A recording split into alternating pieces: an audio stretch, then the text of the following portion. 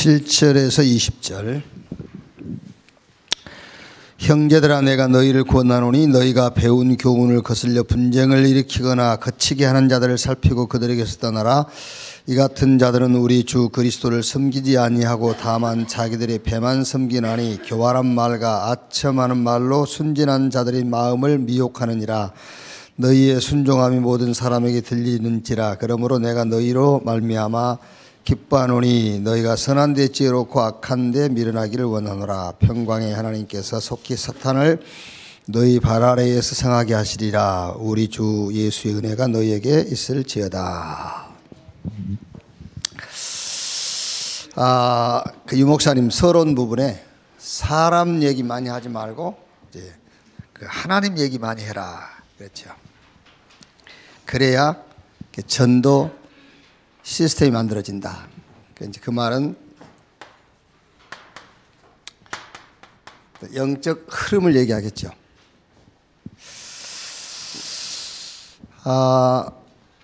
저를 이렇게 가끔 만나는 분들은 이 말을 쉽게 이해할 거예요.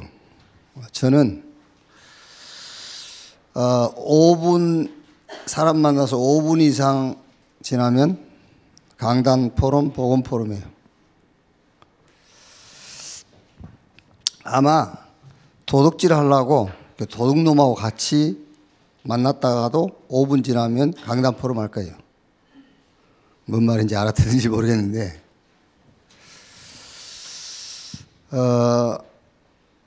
뭘 잘한다 그런 말이 아니고 일반 시사나 정보가 저는 없어요.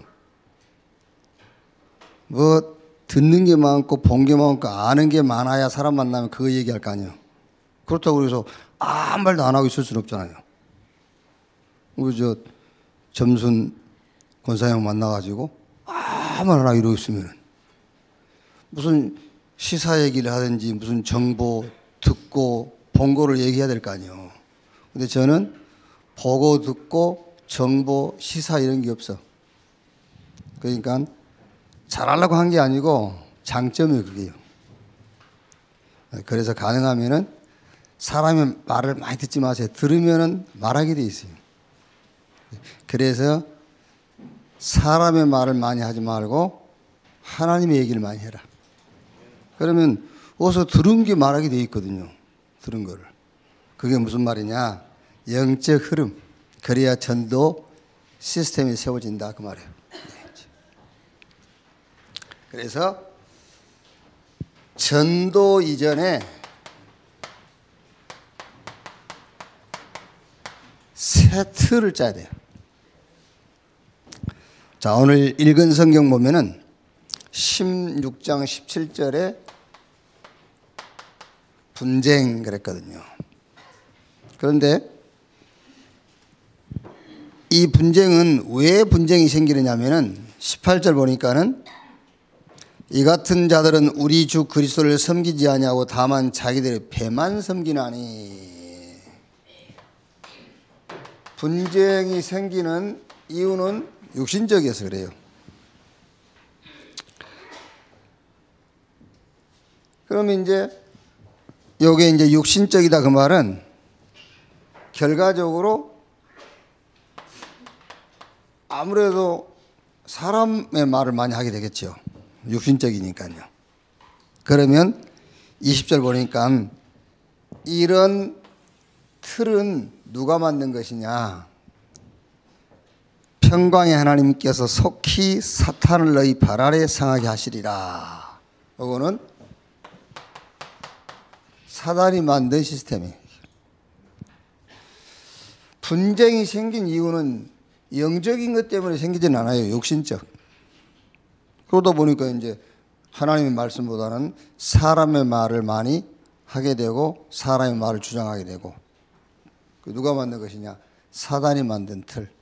그래서 전도 이전에 새 틀을 짜라 그 말은 위드.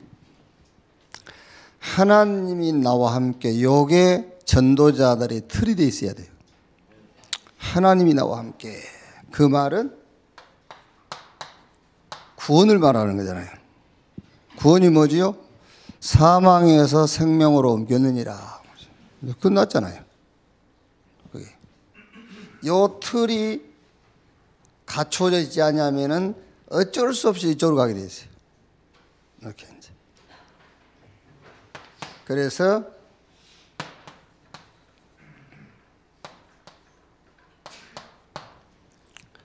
임마누엘, 하나님이 우리와 함께, 이거는 전도를 말하는 거죠. 전도는 답 가진 사람이 답이 필요한 사람을 만나서 답을 주는 거잖아요. 자, 보세요. 사도행전 8장 26절 40절. 빌립, 저 에디오피아 구수 네시, 답이 없어가지고 성경 아무리 읽어도요 답을 못 얻고 있잖아요. 그래서 답 가진 빌립이 답 찾는 네시 만나서 답을 주는 게 전도라고 말이에요. 그럼 한번 보세요. 지금 여러분, 이런 영적인 흐름에 어떻게 이게 끼어들게 됐어요? 그렇죠? 이 영적 흐름에 구원받았다니까. 하나님 나와 함께 사망에서 생명으로 옮겼느니라. 이 영적 흐름이 이 영적 흐름 속에 있는데 여기에 끼어들 수가 없잖아요. 그렇죠? 그러니까 이 세 틀을 갖추지 못하니까 사단의 틀이 끼어드는 거예요. 그래서 전도 이전에 세 틀, 그게 뭐냐? 위드. 다 알고 있는 거예요. 위드.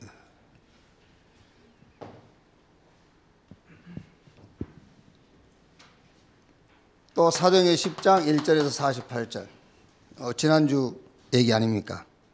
고넬료와 베드로 둘이 만나가지고요 답을 주는 거예요.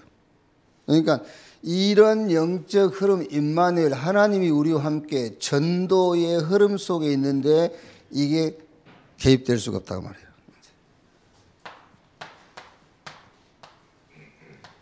원네스. 이거는 로마서 16장의 응답을 말하죠. 전도자의 보호자, 식주인, 동역자. 꼭 전도자를 말하는 건 아닙니다. 전도가 목적이 됐다고 말이에요. 마태복음 1장 1절에서 21절. 여기 이제 예수님의 그 족보가 나오잖아요. 여기 언약의 바톤을 이어가는 그런 이제 흐름이죠. 이 아브라함과 다윗 자손 예수 그리스도의 세계라 쭉 계보가 나오잖아요. 언약의 바톤을 이어가는 거. 그게 원네스라니까요. 그래서 고린도전서 12장 12절에서 27절 보니까는 각 지체가 원네스 돼가지고 한 몸을 이루느니라 그랬어요. 원네스가 돼가지고 뭐 한단 말이죠? 지금 언약을 성취해 나간단 말이죠. 언약의 성취. 그러니까 이 언약 성취의 틀, 이 흐름 속에 있는데 사단의 시스템이 개입될 수가 없다고 말이에요. 그래서 전도 이전의 새 틀, 위드. 하나님이 나와 함께 구원. 하나님이 우리와 함께 전도. 그렇죠? 전도. 그리고 원네스. 언약의 여정을 이루어가는 그런 흐름 속에 있다. 이렇게. 자, 그래서 첫째로 부교역자의 현장 목회 그랬어요. 이제 아무래도 유 목사님은 지금 부산이나 서울 임마누엘교회 부교역자들이 많이 있으니까 쳐다보니까는 좀 이제 답답하겠죠. 이제 저 어떻게 해야 되나, 저 한두 병도 아니고 이제. 자, 그래서 시설 없는 전도 시스템, 조직 없는 제자 시스템, 행정 없는 중직자 시스템. 이 말은 무슨 말이겠습니까? 어떤 시설이나 조직, 행정 이것이 필요 없다 그런 말이 아니고 부교육자들은 이거 신경 쓸 거 없어요. 이거 신경 쓰지 말고 전도 시스템, 제자 시스템, 중직자 시스템이란 말은 전도 시스템이란 말은 나의 현장. 제자 시스템이란 말은 나의 현장을 계속 갖다 보면은 그 현장에 내가 안 가도 되는 제자가 나와요. 그럼 이제 다른 현장으로 가면 되잖아요. 자, 그러면 내가 안 가도 되는 내 현장에 다른 제자가 나오면은 중직자 시스템이란 말은 현장의 중직자를 통해서 거기서 이제 말씀 운동이 일어나잖아요. 다락방, 미션홈, 지교회 이렇게. 자, 중직자의 현장 목회 그랬어요. 그러면은 중직자가 현장에서 다락방이다, 미션홈이다, 지교회다 이거를 지금 하고 있단 말이에요. 그럼 이제 요게 뭐냐 그 말이에요. 이제 이게 우리가 그냥 말씀 운동한다, 팀 사역한다 그게 아니고 이게 등대 빛을 비추는 거다.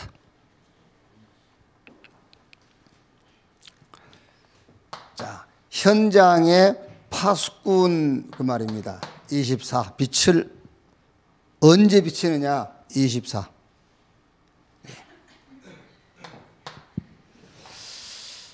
그 지역의 영적 사령관이다. 그러니까 우리가 지금 이제 말씀 운동 한다 안 합니까? 다락방, 미션홈, 지교회, 뭐 렘넌트를 키운다, 제자를 키운다. 그 말이 그 지역에 빛을 비추는 것이다. 그 빛을 파수꾼 24. 거기서 영적 사령관. 자, 이 시대의 홀리 메이슨. 그리고 미래를 놓고 남길 자. 자, 그럼 여러분 반대로 지역에 이 역할을 하는 자가 없다라고 한번 생각해 보세요. 이 역할을 하는 자가 없다.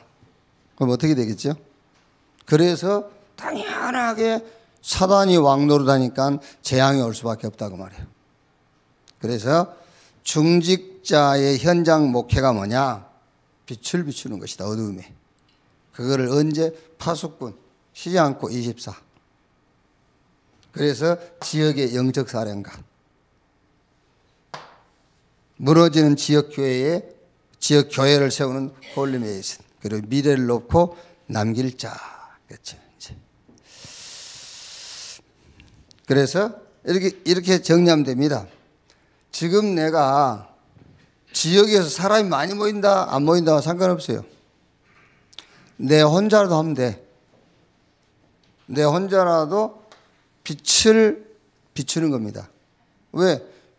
우리 안에 빛이 와 있으니까. 그 빛을 24. 그게 뭐냐? 그게 다른 것이 아니라 영적 싸움이란 말이에요. 자, 그러면은 교회를 살리고 세우는 홀리 메이슨으로. 그래서 뭘 남긴다고요? 구루터기, 렘넌트를 남기는 것이다. 이렇게. 자, 이렇게 해야 될 이유입니다. 이렇게 해야 될 이유, 사명이죠. 왜 빛을 비추고 그거를 24하고 영적 싸움을 싸우고 교회를 세우고 살리고 구루터기를 남겨야 될 것이냐. 그렇게 해야 될 이유, 그 이유가 다른 것이 아니라 치유해야 되니까요. 그래서 새가족을 치유한단 말은 종교에서 복음으로 그 말이에요. 새가족 치유. 종교에서 복음으로. 여러분 이제 교회 한 명이 새가족이 한 명 교회에 나오면은 요 새가족을 빨리 종교에서 복음으로 빨리 바꿔줘야 돼요. 그게 새가족 치유.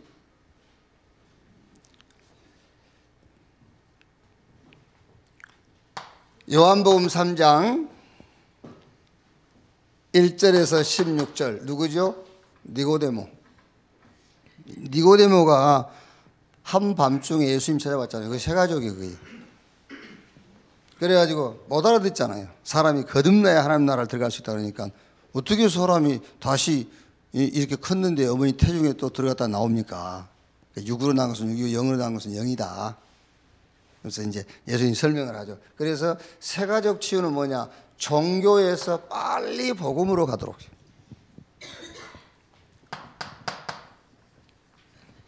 자, 병든 자. 이 병든 자도 마찬가지입니다. 육신에서 영적으로요. 그래야 병 나요. 그래서 요한 3서 2절에 사랑하는 자여 내 영혼이 잘된 같이 그랬잖아요. 범사가 잘되고 내가 강건하길 간구하노라. 그래서 육신에서 영적으로란 말은 병이 나았다 안 나았다 그걸 육신적인 거잖아요. 인간은 영적인 존재이기 때문에 하나님이 주신 영적인 축복을 알아야 돼요. 그래서 육신에서 영적으로. 영적 문제 가진 자 그렇죠. 영적 문제를 가진 자. 제가 수요일 날 좀 얘기했습니다만 여러분 뭐 굳이 우리가 마귀다 귀신이다 그거는 뭐 구분한 건 아닙니다만은 성경에는 마귀, 요 이제 사단 그리고 귀신 이렇게 좀 구분되어 있어요. 이게 마귀하고 귀신이 하는 사역이 좀 달라요.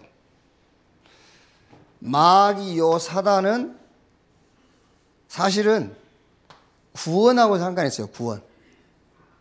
구원받은 사람은 마귀와 사단과 상관없어요.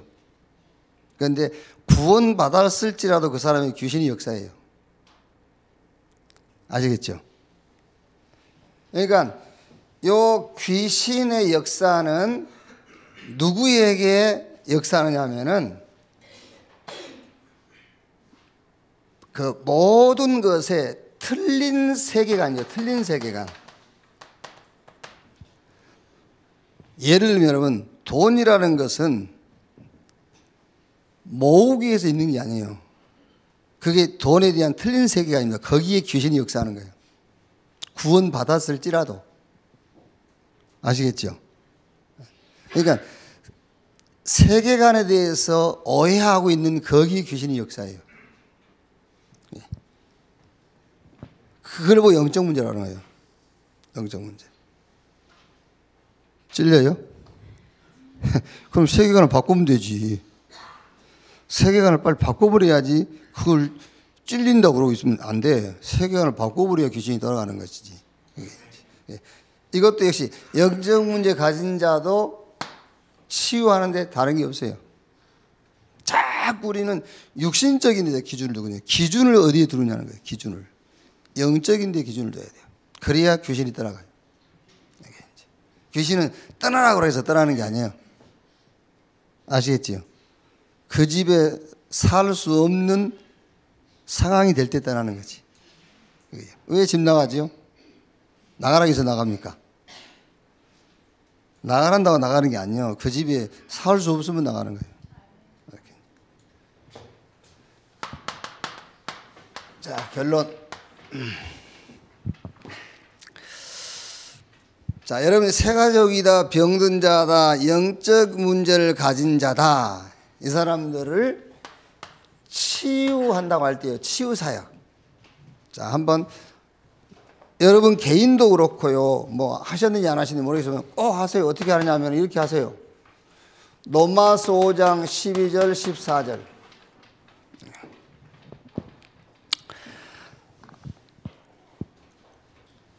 한 사람으로 말미암아 죄가 들어오고 이와 같이 모든 사람이 죄를 지었으므로 사망이 모든 사람에게 이르렀느니라. 아담으로부터 모세까지 아담과 같은 죄를 범하지 않는 자들에게도 사망이 왕노릇하였느니라. 그렇죠.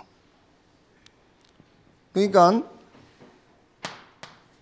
인간 문제 해결이 뭐를 해결한단 말이냐면은 이거를 해결한다는 말이에요. 인간 문제 해결이 이거를 해결하는 것이 구원이에요. 이걸 해결하는 것이. 그래서 한 사람으로 죄가 들어오고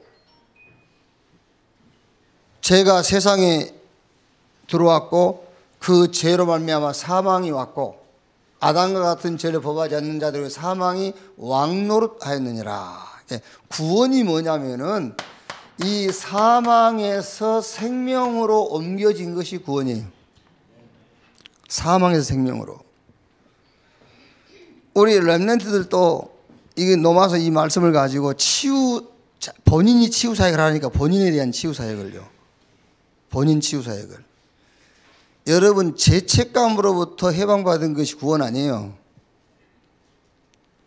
성경이 말한 죄는 전혀 우리 개인이 죄책감을 느낄 수 없는 죄예요. 원죄에 대한 죄책감 가져본 사람 없잖아요. 아니, 원죄에 대해서 죄책감 가진 사람이 있어요, 없어요? 없잖아. 죄책감은 뭔 죄에 대한 죄책감이죠? 내가 알고 있는 죄에 대한 죄책감이잖아요. 거기서 자유함 얻은 것이 구원 아니에요. 원죄로부터 구원받는 것이, 거기서 그 문제 해결된 것이 구원이에요. 그게 치유라니까. 그래서 여러분 개인도 치유사역을 하라니까, 이걸 가지고요. 종교생활 하지 말고 빨리 복음 붙잡아야지. 개인 치유. 그래서 이 문제는 로마서 3장 20절 율법의 행위로 이 문제 해결 못해요. 율법의 행위로 의롭다는 얻을 육체가 없다. 율법의 행위란 말은 614가지 계명을 지킨단 말이 아니에요. 이 지구상에 존재하고 있는 하나님을 제외한 모든 것을 다 가지고도 안 된다 그 말이에요. 율법의 행위로 의롭다를 받을 수 없다 그 말은 614가지 계명을 지켰다 그 말이 아니에요.